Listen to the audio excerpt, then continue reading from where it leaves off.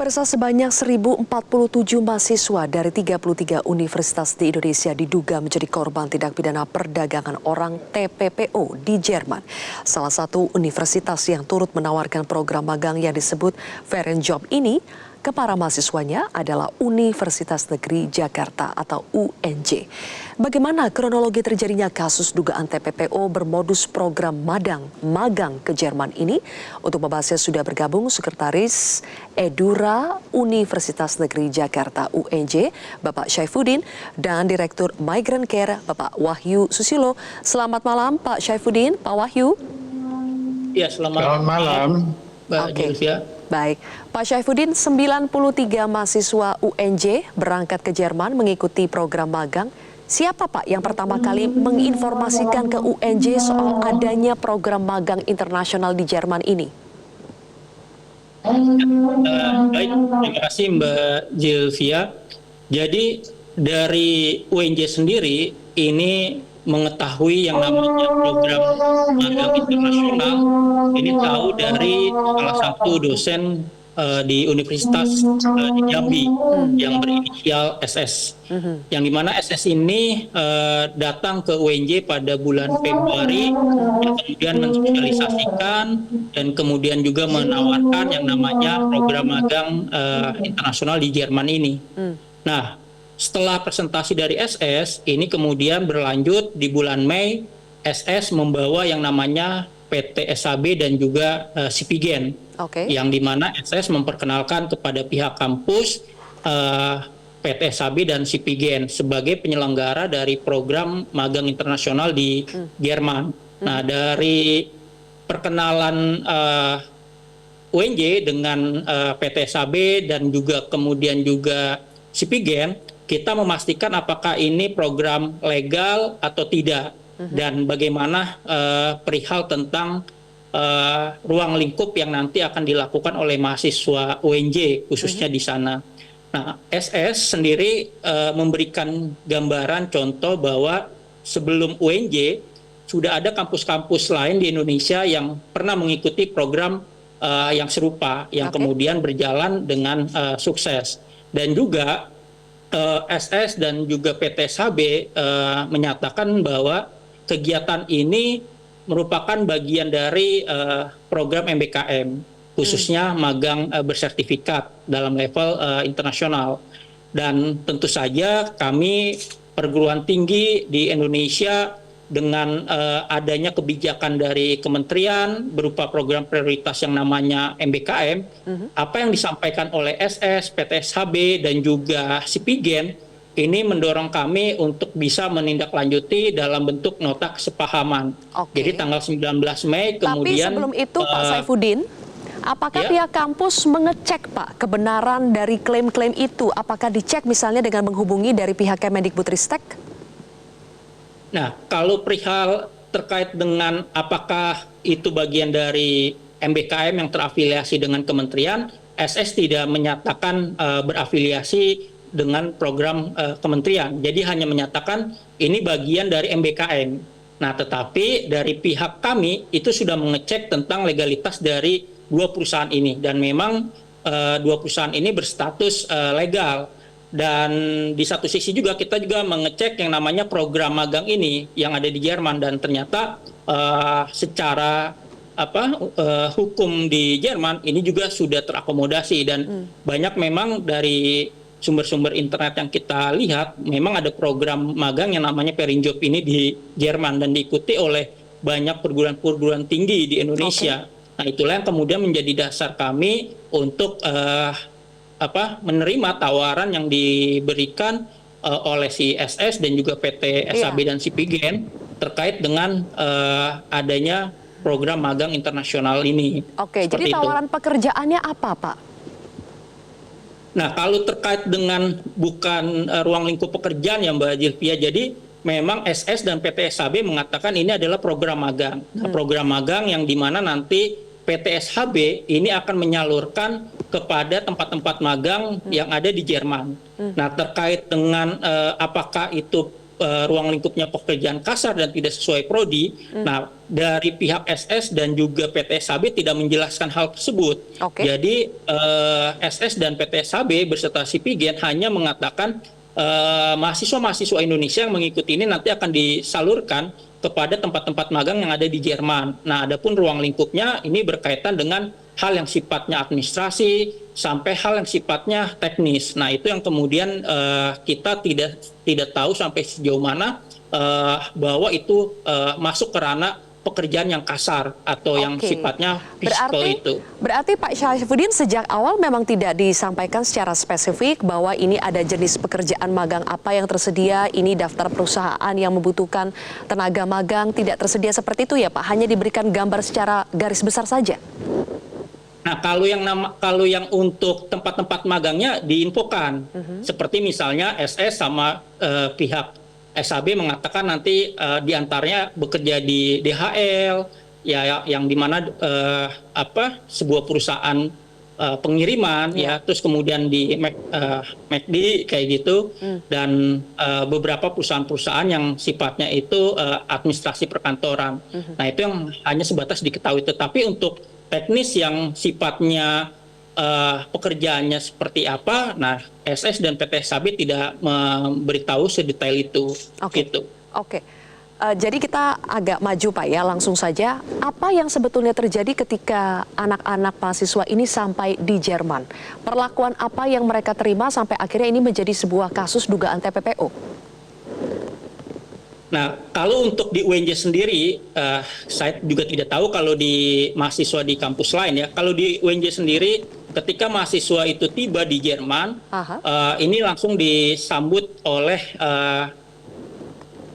salah satu petinggi dari PT SHB, yaitu saudari E dan saudara RW, yang dimana mereka ini adalah CEO dari PT SHB. Nah, mereka ini disambut pada saat di Jerman dan kemudian mereka langsung dicarikan tempat tinggal, lalu baru tanda tangan kontrak.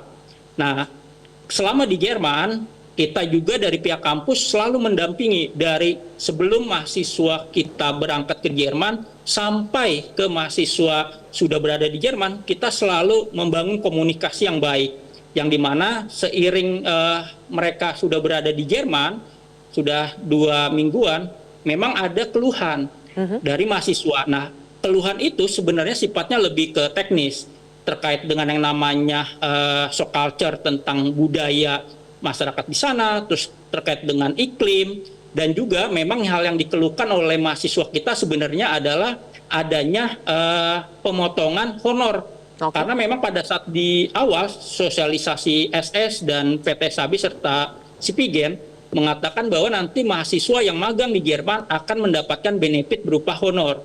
Nah, honornya itu antara 20 sampai 30 juta. Nah, selama 1 bulan. Nah, ternyata setelah mereka bekerja 2 sampai 3 minggu, ternyata ini nggak sesuai dengan apa yang disampaikan oleh SS, PT SHB dan Sipigen. Oke, Pak Syaifuddin, sampai di situ dulu ya. Sampai di situ dulu, saya pindah dulu ke Pak Wahyu. Nanti kita akan gali lebih jauh apakah ada perlakuan eksploitasi seperti yang disampaikan bahwa mereka melakukan pekerjaan-pekerjaan kasar. Tapi sebelum itu Pak Wahyu, apakah sebetulnya dalam Undang-Undang Perlindungan Pekerja Migran Indonesia itu diatur soal magang ke luar negeri untuk mahasiswa itu boleh atau tidak? Iya, saya kira kalau kita baca Undang-Undang Nomor 18 Tahun 2017, yang masuk kategori pekerja migran itu adalah pekerja yang dengan kontrak kerja, yang kemudian juga bekerja melalui jalur yang resmi melalui P3MI, kemudian juga memenuhi syarat-syarat seperti itu. Sepanjang pembacaan saya, modus dengan pemagangan mahasiswa ini tidak termasuk ya, karena sebenarnya juga modus-modus ini itu juga punya tendensi terjadinya perdagangan orang, karena sebenarnya kasus pemagangan mahasiswa di Jerman ini bukan kasus yang baru ya. karena kita juga pernah mengalami kasus yang sama, eksploitasi pada pemagang dari mahasiswa itu di Taiwan, di Jepang itu terjadi, kemudian juga terhadap adik-adik kita SMK atas nama program bursa kerja khusus di di Malaysia itu juga terjadi seperti itu. Nah, saya kira terkait dengan program Venjob ini sebenarnya tidak ada kaitannya dengan kemudian status kemahasiswaannya gitu loh. Karena program ini memang hanya ditujukan kepada mahasiswa yang sedang liburan. Jadi di sana sama sekali nggak melakukan kegiatan akademik, tapi dia mengganti sebenarnya pekerjaan-pekerjaan kasar yang selama ini enggan kemudian dilakukan oleh warga-warga lokal seperti itu. Secara hukum program ini resmi di Jerman, bahkan program ini baru dimulai tahun 2023 dan akan berakhir pada tahun 2033, tapi memang indikasi trafficking itu terlihat dari iming-iming yang sebenarnya tidak sesuai dengan program Venjob ini di itu dia, Jerman. Pak Wahyu. Misalnya, kita akan membahas ya, kita akan membandingkan apa sebetulnya iming-iming yang tercantum di kontrak kerja dengan realisasinya ternyata seperti apa. Kita akan bahas lebih jauh pemirsa, tapi kita harus jeda terlebih dahulu. Prime Time. Baik, kembali lagi bersama kami di Prime Time News, pemirsa. Pak Syaifuddin, kita lanjutkan kembali. Jadi apa sebetulnya yang dijanjikan, yang ditandatangani dalam kontrak kerja mahasiswa ini, dan ternyata realisasinya seperti apa, Pak? Baik. Nah, terkait dengan kontrak secara umum, itu memang yang jadi persoalan bagi mahasiswa, tidak hanya mahasiswa UNJ, tetapi juga dari mahasiswa kampus-kampus lain adalah adanya pemotongan gaji yang nanti diambil oleh PTSHB. Nah, jadi memang dari PTSHB mengambil persentasi berapa persen dari gaji para mahasiswa ini. Nah, tentu ini yang kemudian dikeluhkan oleh mahasiswa. Nah, memang dalam perkembangannya ini memang di dalam sosialisasi tidak disampaikan informasi perihal ini. Jadi pihak SS, terus PTSHB dan juga Sipigen hanya mengatakan bahwa nanti mahasiswa selama magang di Jerman itu akan mendapatkan honor magang sekitar 20-30. Nah, tetapi tidak disampaikan dari honor magang yang mereka dapatkan, ini nanti akan mendapatkan potongan oleh pihak PTSHB. Nah, kalau dari pihak PTSHB sendiri itu tertuang di dalam kontraknya. Gitu. Potongannya berapa persen? Kalau seharusnya yang diterima 20-30 juta rupiah ya Pak maksudnya ya. Kemudian kalau dipotong jadinya berapa? Nah, jadi seharusnya mahasiswa, saya mau misalnya kayak gini. Pada saat sosialisasi, SS PTSHB mengatakan bahwa mahasiswa akan mendapat sekitar 20-30. Nah, tapi ternyata rupanya di lapangan mereka hanya dapat sekitar 10-12 juta. Nah, lalu itu kemudian dipotong. Nah, mahasiswa itu bisa dapat hanya setengahnya saja. Nah, ini yang kemudian dikeluhkan juga oleh mahasiswa kami UNJ. Nah, dari informasi-informasi terkait dengan hal tersebut ini langsung kita tanggapi dengan cepat. Dengan tanggal 25 Oktober kita langsung mengirimkan 2 dosen kita untuk melakukan evaluasi dan pendampingan terhadap mahasiswa kami yang berada di Jerman. Yang dipermasalahkan kan Pak Syaifuddin adalah dugaan bahwa mereka ini dieksploitasi, artinya diberikan pekerjaan-pekerjaan kasar, menjadi buruh, menjadi tukang, bukan pekerjaan-pekerjaan akademis atau teknis begitu ya. Apakah itu terjadi pada mahasiswa UNJ? Ya, nah pertama sebelum saya masuk ke penjelasan itu, yang menjadi persoalan di dalam dunia permagangan di Indonesia, kita nih harus bisa membedakan permagangan dalam aspek akademis dan permagangan dalam aspek dunia pekerjaan. Nah, memang yang menjadi problematik adalah permagangan ini baru ada secara regulasi hukum itu di dalam Undang-Undang Ketenagakerjaan, baik di pasal 1 sampai pasal 21 sampai 27. Nah, konteks permagangan dalam aspek akademis ini memang belum ada regulasi hukumnya. sehingga ini masih samar. Tadi seperti apa yang diungkapkan oleh Pak Wahyu, kasus tentang modus perdagangan yang notabene magang yang dilakukan oleh institusi pendidikan yang sebenarnya adalah korban, ini karena biasnya ruang lingkup magang dalam aspek pendidikan. Karena memang dalam ruang lingkup magang dalam aspek akademis pendidikan, ini juga banyak dari peserta didik dari level di sekolah sampai ke perguruan tinggi yang kemudian magangnya tidak sesuai dengan program studi dan juga mereka melakukan aktivitas yang sifatnya tidak berkaitan akademis. Nah, dalam konteks kasus di pemagangan di Jerman, itu saya kira ini karena biasnya magang dalam aspek pendidikan. Nah, tetapi yang mau saya tekankan, kita sudah bertanya ke mahasiswa kita, sejauh ini mahasiswa kita tidak merasakan eksploitasi dari kegiatan magang mereka. Mereka hanya komplain terkait dengan masalah pemotongan honor mereka saja. Baik, kalau begitu terakhir ke Pak Wahyu. Pak Wahyu, untuk mencegah hal seperti ini terjadi lagi, kasus dugaan TPPO dengan modus magang ke luar negeri, apa yang bisa dilakukan pemerintah dan juga pihak kampus, Pak? Singkat saja, Pak Wahyu.